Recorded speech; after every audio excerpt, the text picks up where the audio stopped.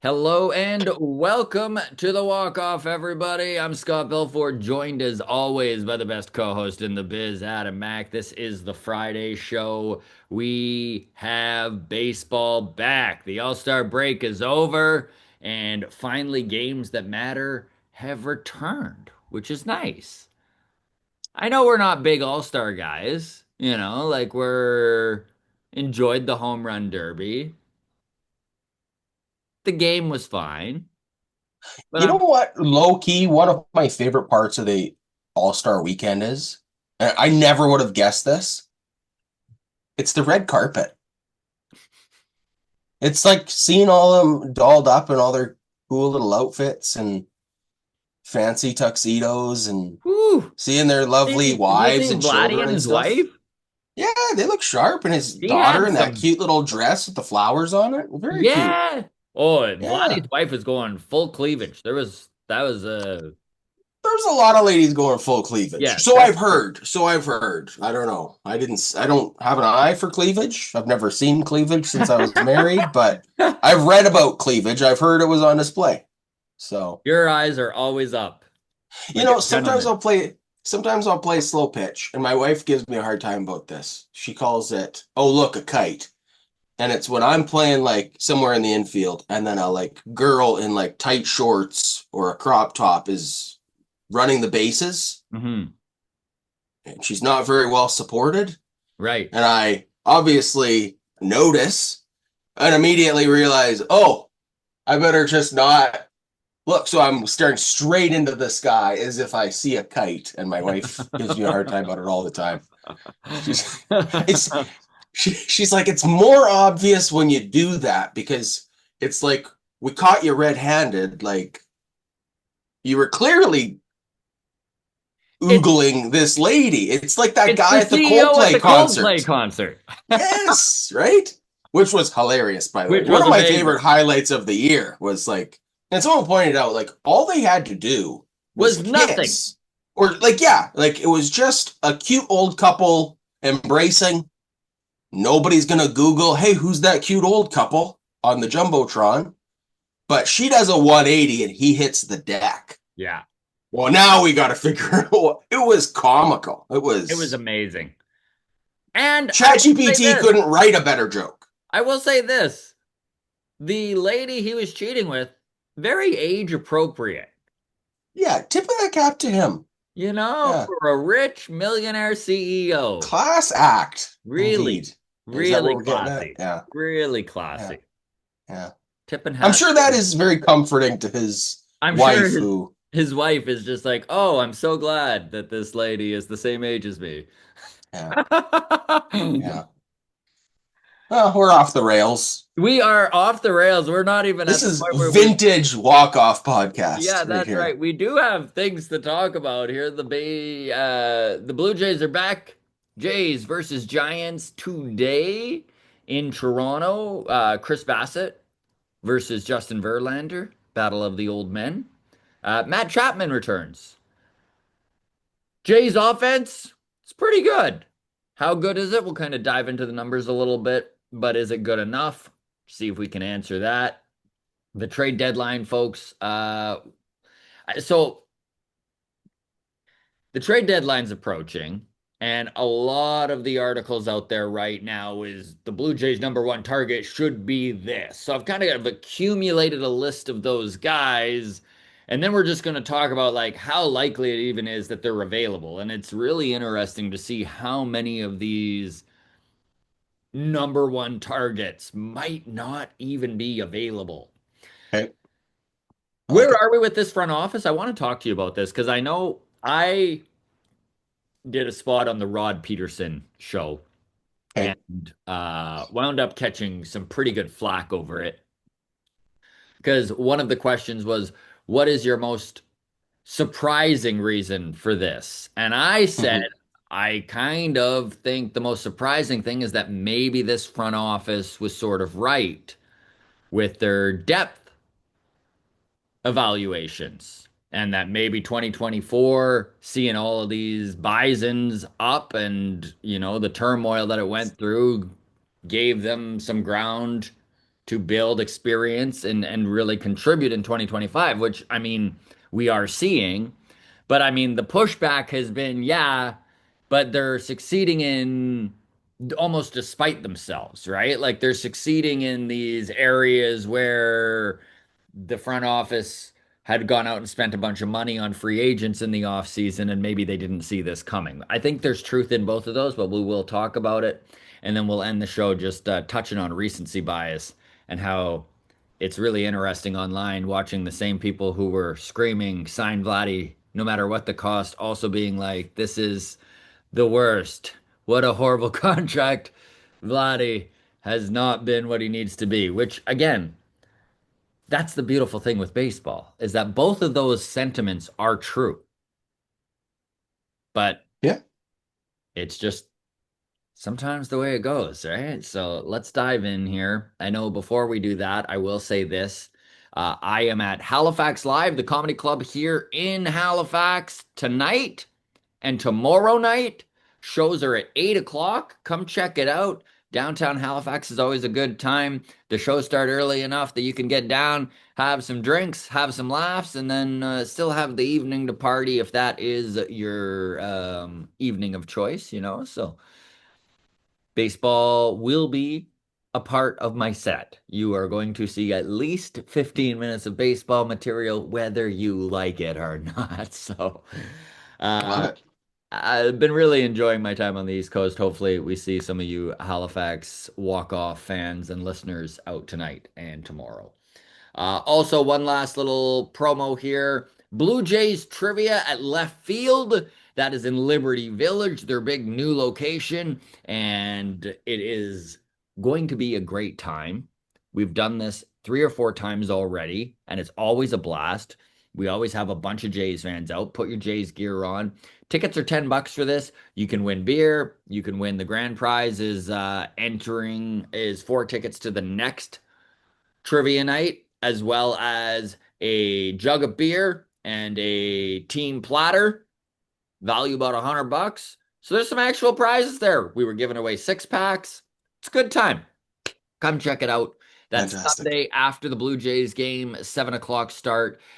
Tickets for that. Check on the walk off Instagram bio. That's the link there. Away you go. All right.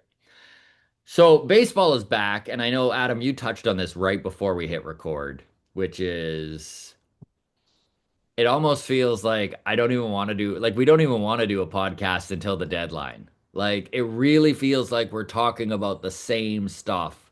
Do they need a bat? What do they need most? What's the pitching looking like? Who do we think we can get? And it's fun, but it is already getting repetitive. It already feels sort of off season like when it's a little bit of a grind. But we're diving in anyways, and I think that the next little bit of the schedule is really going to show where the Blue Jays are at. The next 10 games are big, right?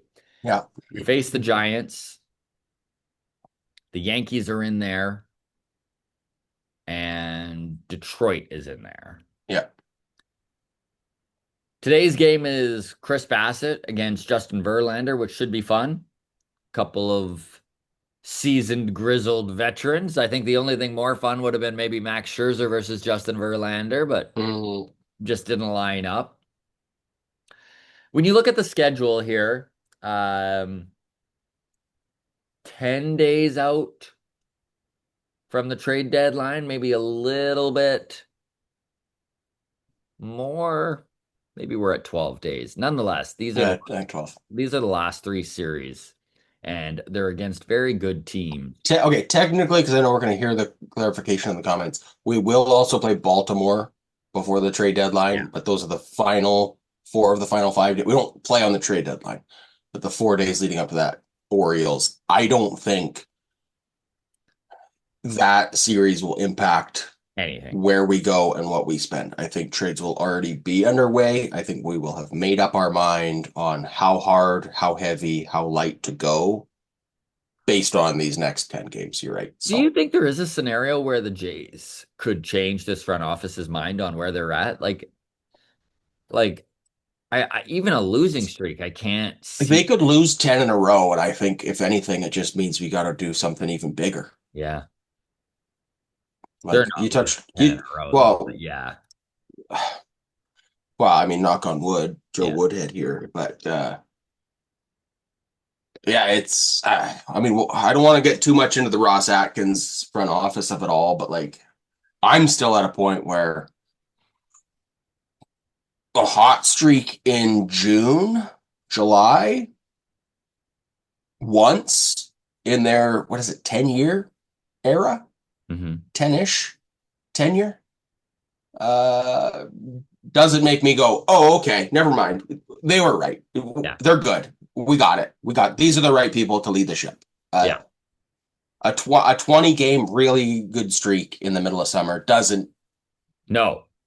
It's not a World Series ring. It's not. It's nothing. So it's for me. It is still like asses on the line.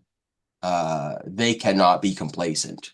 And if they're complacent at this trade deadline, now more than ever, it is a red flag that like, oh, these are not the right guys for the job, I or would agree with specifically that. Atkins. I would agree with If that. Atkins rolls through the trade deadline this year with his ass on the hot seat that it is, Hmm. if he's able to, if okay, hypothetically, Jays don't make any big trades. They make something. They get a bullpen piece. It's nothing sexy. It's whatever. Bullpen depth, and that's about it, right? Hmm. And then we get the press conference on August 1st, and he goes, just where the market was just too steep for our blood. We really value the prospects and the guys we got here, and we have a lot of confidence in this team and all that bullshit. Um, and then he's able to spin that to save his job this offseason. Like if the Jays miss the playoffs or barely squeak in and have an early exit, and we go, fuck, a starter sure would have been nice against the Tigers in round one. And he's able to explain it away as like being like fiscally responsible or whatever the equivalent is with prospect capital and whatever. Like, hey, like, yeah, I would have loved one too, but like would have been even worse to have paid those highway robbery prices. So Yeah. and keep his job. And like kudos to him for being able to fucking spin shit into a sweater. But I'm not buying it, and I sure hope he's not trusting his ability to do that and realizes that like he's gotta just go for it. Oh, I And could no matter not. what these next 10 days do. I I could not so agree more, Adam, honestly. And it's funny, like the more that I talk with fellow Jays fans, the more that we talk about this, the more I really all am on the go all in. There is no prospect too high. There is no price that shouldn't be paid as long as you are filling the areas of need that you need to. And like I was just reading Ben Nicholson Smith's article about the trade deadline, and basically the whole crux of his article is about front offices getting really frustrated with everyone in the writing world wanting to declare a winner and a loser right away. And mhm. it was a very interesting read. Check it out. It's on Sportsnet. But one thing that stood out is they broke down the winners and losers from 2021, and the Blue Jays were one of the losers. Like they did go out and they got Brad Hand. That didn't work out. Joking Soria, that didn't really work out. Mhm. They just didn't get high enough value to move the needle with what they needed. And they wound up losing out. We all remember how, right? With the entire fan base watching the Boston Red Sox and Washington Nationals play their final game of the season to watch the Boston Red Sox come back in that game and eliminate the Blue Jays. You can't have that this year. There are windows. This was a really fun thing that was said in on Baseball Town in Halifax.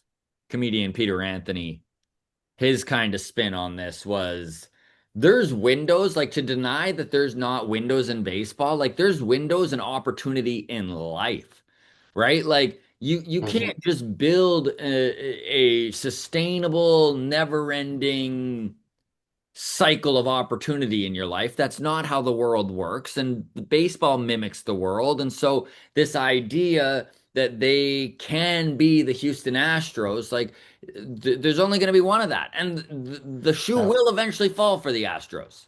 I mean, we're coming up on 10 years, and it is incredible what that front office has pulled off. And you know what? Their ability to flip their talent when it's on expiring deals and so on and so forth, and know when to cut ties has been phenomenal. But there will be a point where the Astros don't make the playoffs. It's just going to Mhm. happen.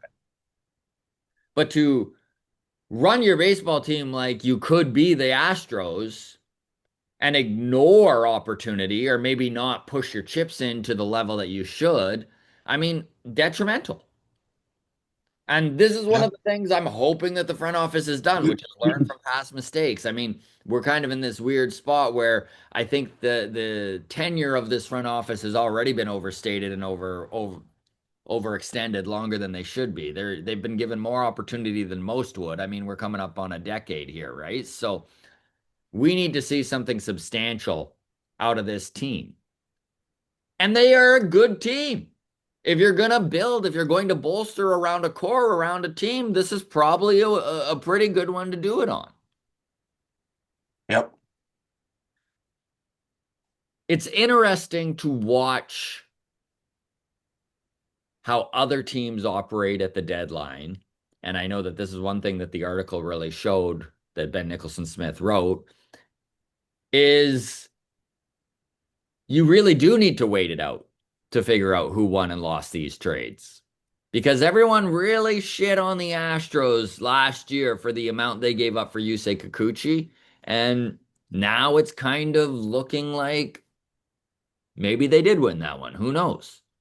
I hope they don't. I mean, I would love to see Will Wagner kind of do his thing, Joey Loperfido, but they're both kind of these guys, right? They're in that 25, 20 Hmm. year realm. It's just they could be what they are. We hope not as Jays fans. Jake Bloss, one of the higher prospects in that, probably the highest ranked prospect in that trade. I mean, now he's going through Tommy John surgery. So you never know. And it's easy to judge. But I think the real thing I took from this article is the best player tends to be where the W goes, right? Like Yeah. whoever is moving the best player normally takes the L. Yeah. All right. Matt Chapman coming back. Sorry. Is this it for trade deadline talk on our list today? Are we circling back? I Oh do have no, a we're trade circling deadline. back. Yeah, Okay, we're I have more trade deadline stuff to add, but okay. we'll I'll save it for the later. Yeah, yeah, no, for sure. Just want to talk Matt Chapman coming back. This won't take long, but of course, the Blue Jays have managed to pry pretty high quality third baseman away from the Oakland Athletics a couple of times. Josh Donaldson in 2015, and then we saw the same thing, Matt Chapman in 2022. I Yeah. think it was. Yeah, Yeah, that off season. 22. Yeah. And he was fantastic with the Blue Jays defensively, anyways. 2022, he had a pretty good season. And then 2023, we all remember his massive offensive April, Mr. April. Nothing like having a Mr. April on your team, but then just like went into the biggest funk ever. And it's funny to watch the San Francisco Giants go out and get him, and then him be completely fine offensively in a park that is a pitcher's park. So I don't know if you have Matt Chapman's numbers up right now. I'd love it if you I just do. okay, because he continues to be defensively very, very sound. And let's see where he's at offensively. So second season in San Francisco. We played two in Toronto. Just because this stands out to me. I'm not a big WAR guy, Mhm. but in Toronto, 3.7 WAR his first season and a 4.3 his second season. Guess what his WAR was his first season in San Francisco last year? It's either surprisingly high or surprisingly low. Let's go 3. 7.1, Wow. right? Yeah. Yeah. He finished 11th in MVP votes last season in the NL Which is why he got that and big won a gold contract he glove. was after, right? Like they Yep. extended him and signed him to a pretty mega contract. So he hit 247 with an OPS of 790 on 27 home runs Wow. and elite defensive skills again propelled him to a 7.1 WAR. This season, he's already at 3 WAR. Wow. Okay. So he'll finish probably around 5.5, 6. So we're a little past the halfway part here. Another great season if you're in the 6 WAR Yeah. discussion. Yeah. Maybe not MVP votes, but I mean that's what you've got Devers for. So interesting to see him hit bombs like that in Oracle Park and then in Toronto just not managed. Yeah. He did hit 27 his first year with us and then Okay. 17 the second year. Okay. Yeah. But um yeah, so he's at 12 on the year right now, a 237 batting average. Uh they're like the numbers are fine. Mhm. He's definitely here's the thing with Matt Chapman is for the incredible defense you get, the offense is super. Yeah. Like if you got those numbers on Andres Jimenez, you'd be like, oh, fuck yeah. Yeah. Of course. Right? The problem is you get like a 690 OPS out Yeah. of Jimenez, and you go, okay, well, you tug your collar and you go, well, at least the defense is rock solid, Mhm. you know? So to have defense of that caliber and put up like, I mean, the OPS plus is 123 this season, 124 last season. So like 20 plus points above league average. Like he's arguably good offensively, even if the power isn't what you'd like it to be. It's not every guy's going to hit 60 home runs. You can't hold that against a guy hitting 27. You know what I mean? So, but here I am holding that exact thing against Vlatty. I No, recognize the hypocrisy of this. it is difficult as a fan to separate the player from the contract and Vladdy, this is going to be a battle he has the rest of his career, right? Like this is going to be something he is hearing about in the narrative around him for 13 and a half more seasons. So get used to it, Blue Jays fans. So, Vladdy versus Chapman. And I will say before I get into these numbers, yes, Vladdy is making more money. Yes, Chapman is better defensively by a long range than Vladdy.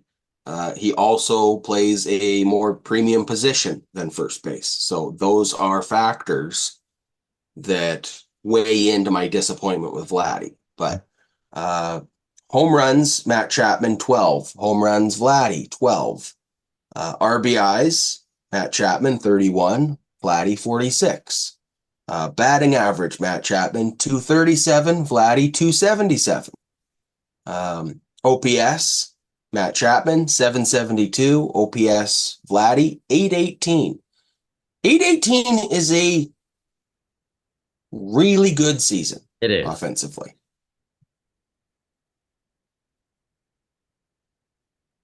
I Just don't not really good know what enough. else to add there. No, it's just not good enough. Like it is a really good season. It absolutely is. Like his walkout to strike rate to strikeout ratio is better than it's ever been in his career, I think, for Vladdy. He's Mhm. at 56 walks versus 59 strikeouts. So it's almost 1-to-1. Last year it was 72 versus 96. The year before it was 67 versus 100. The year before 58 walks versus 116 strikeouts. Like the trends continue in the right direction for Vladdy. Mhm. Um, Shy of that 2021 MVP runner-up season where he had 86 walks and 110 strikeouts.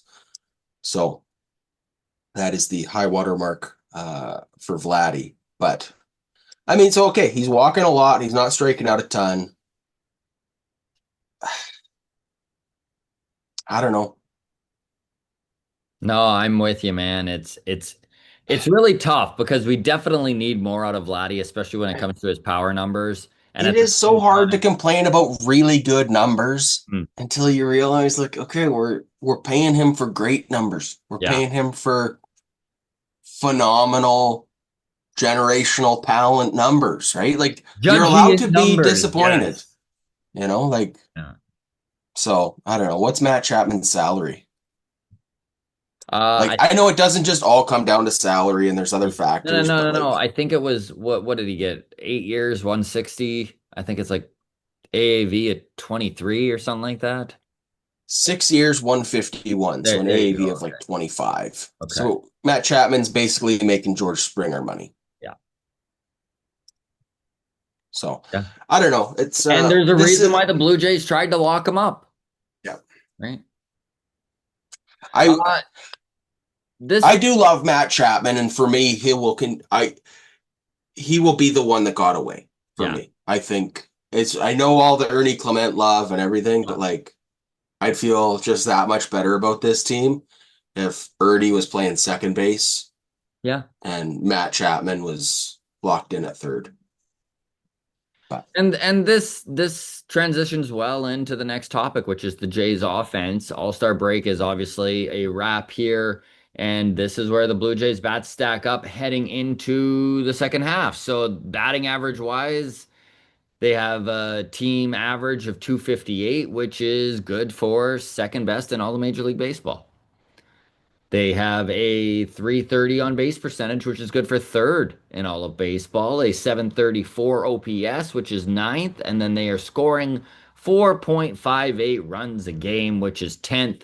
That is definitely playoff caliber. where does our slugging percentage rank? That is not something I looked up, but is a great question. OPS being on base percentage plus slugging. So if we're high in on base, third, I think, and then ninth in OPS, I assume slugging is like 15th, 16th, 14 to 20th. I'm gonna say 16.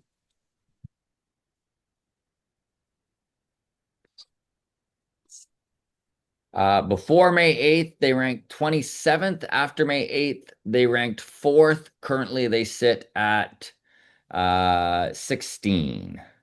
Hey, I got 16 on the season. Hmm. I'm surprised to hear since May 8th, they're Yeah. fourth in slugging. Hmm. That's only taken the first 5 weeks off the season. Yeah.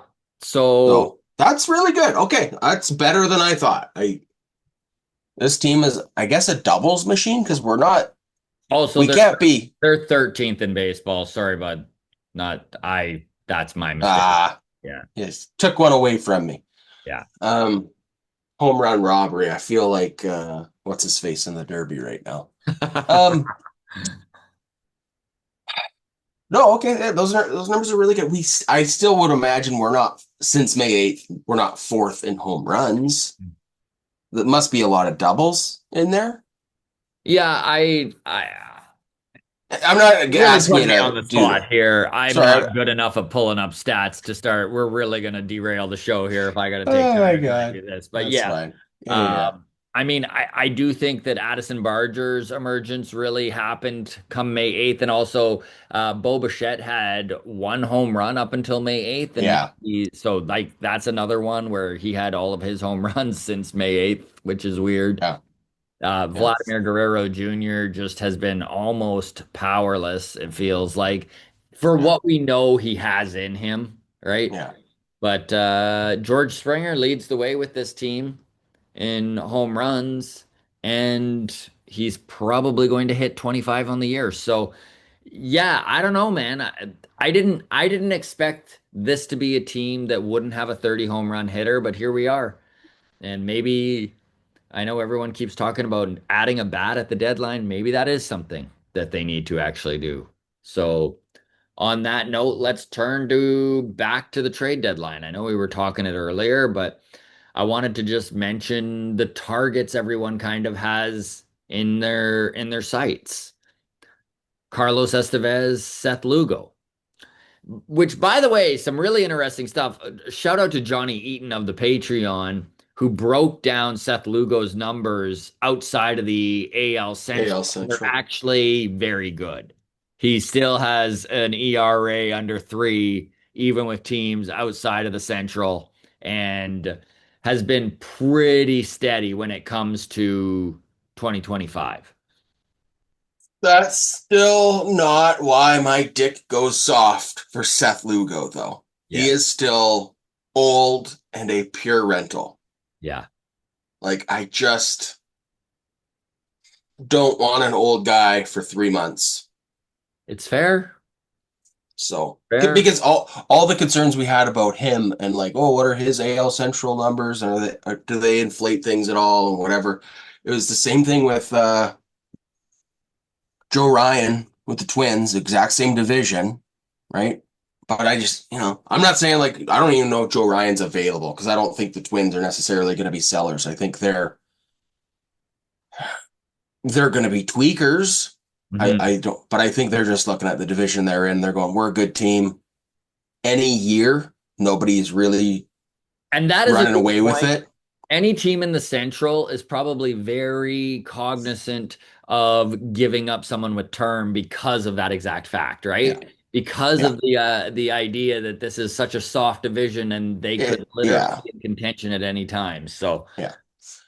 um, Um, so really, Carlos Estevez and Seth Lugo, who's the closer for the Royals and the top starter for the Royals, and then Johan Duran, who's the closer for the Twins, and Joe Ryan, who's the top starter for them. You're kind of in the same boat. They have almost identical records. They're in the same division. Might be more likely that the Royals sell just because Seth Lugo does have that opt out after this season and will definitely for the $15 million he's making. There is a raise coming after the last 2 seasons he's put in with Kansas City. So he will opt out. Maybe that's the only reason that they move on from him. Carlos Estevez still has a year on his contract. And again, unless they just want that 11 million bucks off the books, which is possible, it might be worth it for Kansas City to just retool and roll it back for 2026, right? Like they do have one of the premier young shortstops in all of baseball in Bobby Witt Jr. How all in are they on selling? I don't know. So yeah. and that's what this conversation is meant to be is like these are all like top targets to people, but are they actually available? I don't know. Um, how old's Carlos Estevez? He is 32 years old, so he's got tread left on the tires. What do you know his contract? Yeah, it was a Is he 2 year under control? contract. So he's owed 11 million or 10 and a half next year, I think it is. So that's fine, and they got him for next year. Yeah, I just don't see them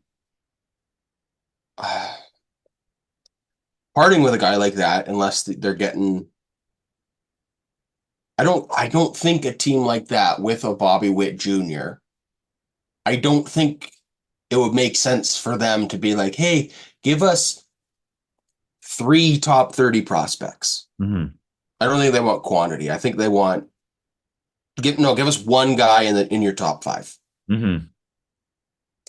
Because this is what I want to talk about. What like If I'm price the front of office, that's what I'd be asking for too, right? Like if I was right. the KC front office, and I mean another really interesting team is the Lugo's different because he's gone anyways, right? yeah. Like he's whatever. So you get what you can for him. Like if you're out of the playoff hunt, you say, okay, that makes sense to get rid of Lugo. Hmm. But Estevez can and should help you next year Yeah. if you make the right other moves. You're going to need a closer, right? So, and again, I don't think the Jays are in need to spend a top five prospect on a closer when we have Jeff Hoffman. I think it's crazy talk to me. I mean, To me, Johan I mean, Duran would be excellent, and I think the only way that the Jays go that route is that if they exhaust every opportunity for a starter and can't swing a deal, and then maybe you're trying to bolster other areas to make up for lack of starting, and that's a dangerous game to play. What? Yeah, like I understand that you're just saying like it's hypothetical, but I just hate the idea of like whatever you're gonna still have to spend on Duran, fucking throw that in to overpay for the starter you're missing out on. Like, I don't know. I'm looking back to 2022. This is the season of the Bo Springer collision in Mhm. Seattle. Yeah. The curtain call in the third inning for Teoscar, as some of you might remember. Um, that trade deadline. Remember Jordan Groshans? Yes, sure do. So he is I think we drafted him 12th overall, first round draft pick. He was 22 when we traded him to the Marlins, and we got Zach Pop and Anthony Bass. He was the number 3 prospect in our organization at the time. So it was Moreno 1, Elvis Martinez 2, and then Jordan Groshans 3 as a 22-year-old first round draft pick. So we gave up arguably one of our most exciting prospects. I remember being quite bummed out when I saw that we traded him, and all we got was 2 bullpen arms, I think, and a player to be named later. Um, but like that's for 2 bullpen pieces. That's what we had to give up. So that's the equivalent of like Ricky Tiedemann right now, Yeah. first round draft pick, who's like pushing for MLB debut, but like a little bit uncertain. Groshans, by the way, uh, flipped from the Marlins. He's now with the Royals, just by funny coincidence. He's playing Double A, so he's not even playing Triple A anymore. So I mean, chalk one up for the Ross Atkins win category. That he moved on from a lottery ticket that didn't cash in. I Mhm. think, but I just when you talk about like what we're gonna have to pay to get a top tier starter or bullpen help, like it's the prices are steep at the trade deadline. Like, Prices are steep, and I know that like the other team that everyone has their eye on is the Arizona Diamondbacks, probably more likely to sell just because of the division they're in, and they are a little bit more up against it when you look at the wild card race. You know, sure. the AL Central teams are still within striking distance. And I mean, the Diamondbacks are 5 games back or something like that, so it's not like they're right out of it. But I do think it would go a long way them moving on from their expiring contracts. So the guys that everyone has their eye on, obviously, Eugenio Suarez would be great. The Yankees are going to be in on him heavily with their third base hole that they've got. Merrill Kelly and Zach Gallen are kind of the other two. They're starting pitchers that definitely would fit well into most rotations. I don't know if they're quite high enough for the Blue Jays, but they might be. Definitely bolsters the rotation. Feel free to drop your comments below here, everyone, as well. Just for the record, in the National League, Kelly sixth in innings pitched with 116, and Zach Gallen 115 is right below him. So they are innings eaters, if nothing else. Yeah. Um, Gallen has an ERA of 5.4 and a whip of 137. Not the best, but maybe you go change the scenery, whatever. Merrill Kelly, on the other hand, a 3.34 ERA Mhm. and a whip of 105. Which would be our top starter numbers Yeah, outside of Eric Lauer. outside of here. Indeed. Merrill Kelly, by the way, has pure rental. He's a UFA after this season. So Yes, he is. So most likely, if the I think Suarez and Kelly are gone for sure, and we'll see where the Diamondbacks are at on Zach Gallen, whose ceiling is definitely a little higher. Let's move on here before I run out of time. I did want to talk this front office and just get your opinion on it, and grounds crew, you folks as well. So I want to know how much credit should be given to this front office for where this team is at because they obviously deserve some credit.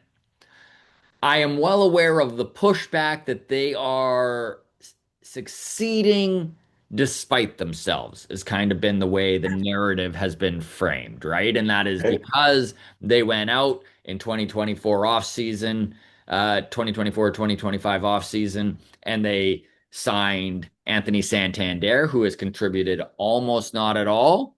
They went out and got Jeff Hoffman, who has been definitely a very good piece for them in the bullpen. Some ups and downs, but still fourth or fifth in Major League Baseball in saves with 22 right now and is going to break 30 saves, which, you know what? Pretty solid. Then you look at Andre Jimenez. Of course, they traded Spencer Horwitz to the Guardians for him. He has contributed defensively nicely, but he's only played half the games. He is another kind of Santander-esque where it's like how much better would this team be without him? Or I mean with them full time? So far it seems like it would be a wash. Now the big bright spots on this team are guys from within the system. Now, does the front office deserve credit for bringing Clement in and the development that we've seen out of him? Do they deserve credit for Addison Barger and the development we've seen out of him and his ability to step up and literally be a middle of the order bat? Where do you give credit to? And I also want to know, it's funny because I listen to Blair and Barker so much, and both of them are like, it's the coaching staff. And maybe I'm an ignorant bumpkin, Adam, because I have a really tough time deciphering between the coaching staff and the front office. I mean, we have I'm with you. told for a decade about collaboration and that the cohesiveness of everything. And it feels that way. In fact, to the point where you ask a lot of people about John Schneider, and most of them shrug and say, well, would it matter who's managing this team? Isn't it all coming from the front office? So if that's the case, and you're giving credit to the coaching staff, isn't it fair to say that it's everyone then? And I'm on the fence on this. I really don't know because honestly, man, you know as well as ever, most people listening, you and I have been kind of calling for these two, Shapiro and Atkins head, for about 2 years now, right? Yeah, and before that, we were the biggest Shapiro Atkins Yes. apologists. Yes. God, we love flip flopping. Yeah, well, I mean, you have faith in your guys and you root for your guys until you get to a point where it's tough to ignore, right? Like the common analogy we kept going to was like, okay, we got to see how these ingredients work. Like they're baking a cake. The cake isn't finished baking. It's just Hmm. batter right now. Like you got to give it time to whatever. And I do feel like the cake is done. Like this is the cake. Do you like it or not? Right? Is kind of where we're at. Mhm. For me, I'm like, I don't think a winning streak in June and a 10-year track record is enough to be like, yeah, okay, that's a good solid cake right there. Yeah. Like I don't know. This is not, they've for sure not done enough this season for me to be like, oh, Ross Atkins is the right man for the job.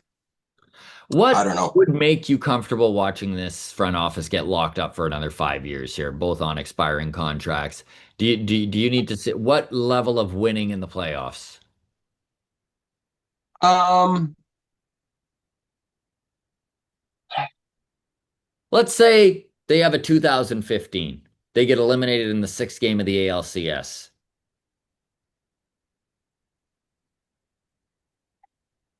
okay, I'm much more of a process over results guy. I think at my core, Hmm. like But the enough watching the results. cake get baked. We need a W and an S here. We need a Well, World Series. no, I'm kind of going the other way with that. Is that give me a fucking trade deadline that I feel like, yes, this was well executed. They pulled the levers they needed to pull, and then at a certain point, you do got to go. Okay, now it's up to the players, Hmm. right? Like they could do everything right. They could go get a rent Eugenio Suarez. They could go get Jacob DeGrom. They could do everything somehow. 10 out of 10 trade deadline, and then you could have Dalton Varsho and Andre Jimenez collide in center field and blow a 6 run lead. Like that stuff happens.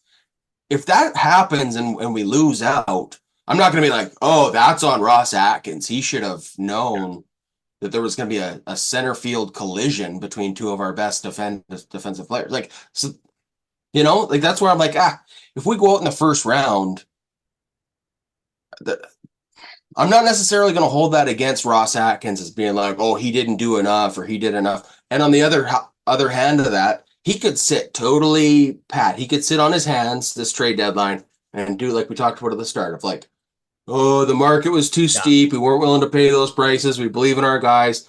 And we just roll through the trade deadline. We get maybe one bullpen piece, nothing sexy, and then go on a World Series run like the Diamondbacks a couple of years ago. Hmm. And that is the opposite. I'm not going to be like, okay, Ross Atkins is a genius Yeah. because he knew to not pull. I'm going to still be like, no, he should have pulled levers. Like Yeah. he got lucky. Like we got lucky in the play. And that's a lot of sports is you get lucky, right? Yeah. But like sometimes like a game of cards or whatever, the old cliche, you got to know when to fold them and whatever, blah, blah, blah, all that bullshit. It's kind of like where you're at. It's like you can play World Series poker and get a bad beat. Like sometimes you're sitting on pocket aces, uh, but the other guy draws a flush and you end up with nothing, and he beats you with you know Jack 3 off suit, and you're like, well, fuck, I didn't do Yeah. anything wrong here other Yeah. than the cards didn't go my way. So that's kind of where I'm at in evaluating this whole front office. Is like the next 2 weeks is kind of like put up or shut up, Yeah. and this is when we're tasting the cake. Is I love this everything's ready answer, to be Adam. served, and let's go. I So love this answer. okay, thanks. It's a good answer. I was due for a good answer. That's So right. thanks. I ran it through ChatGPT this morning, and that's what it told me to say. So Grounds crew, please drop your comments. Would love to know where everyone is at on this front office. We'll dive in deep come mailbag. I know we were going to talk recency bias, but we're sort of out of time out of here. time here. Always a pleasure, Adam. And You thank too. you, Get everybody. home safe. Yeah, come and see me at Halifax Live tonight and tomorrow. If you are on the East Coast, would love to hear you and see you out there tonight. And take care, everybody. And we'll see you Tuesday for mailbag. Cheers.